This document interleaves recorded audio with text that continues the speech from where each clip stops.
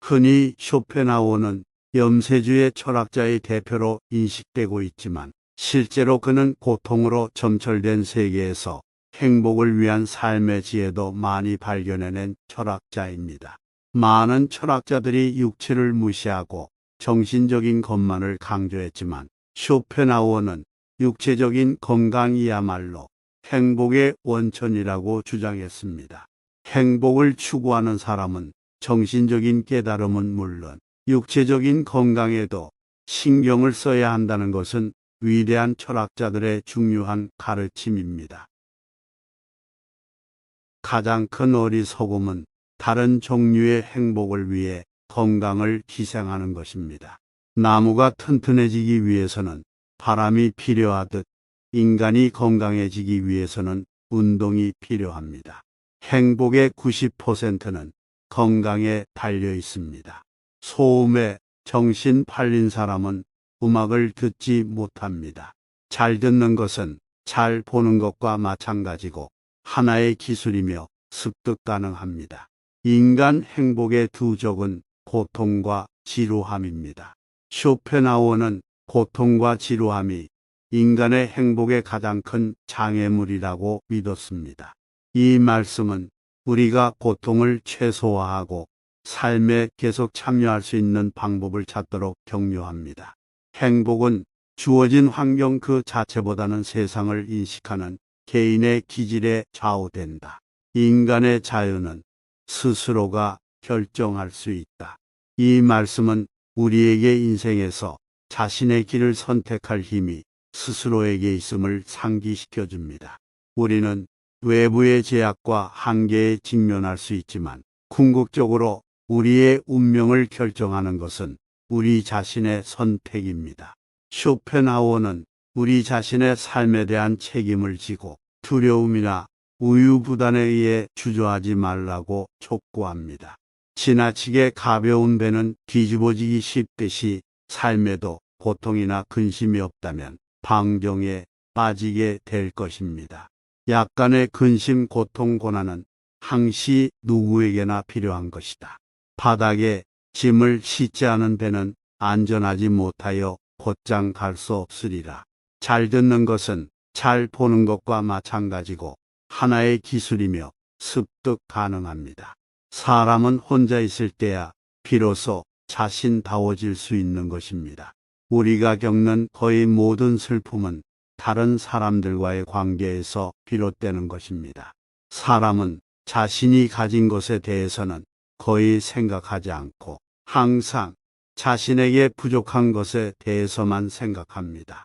돈이라는 것은 바닷물과 같습니다. 더 많이 마시면 마실수록 더 갈증이 나는 것입니다. 그리고 명성도 이와 마찬가지입니다. 고독을 좋아하지 않는 사람은 자유를 좋아하지 않는 것과 같습니다. 왜냐하면 혼자 있을 때에서야 비로소 진정으로 자유로워지기 때문입니다. 일반적인 사람들은 시간을 어떻게 소비할지를 고민합니다. 하지만 뛰어난 사람들은 시간을 어떻게 사용할지를 고민합니다. 우리는 다른 사람들처럼 되기 위해 우리 자신의 대부분을 잃어버리고 살아갑니다. 심하게 불행해지지 않는 방법은 바로 너무 많은 행복을 기대하지 않는 것입니다. 대부분의 슬픔은 타인과의 관계에서 비롯됩니다. 우리는 타인처럼 되기 위해 우리 자신의 4분의 3을 잃어버립니다. 인간의 사교적 본능은 근본적인 본능은 아닙니다.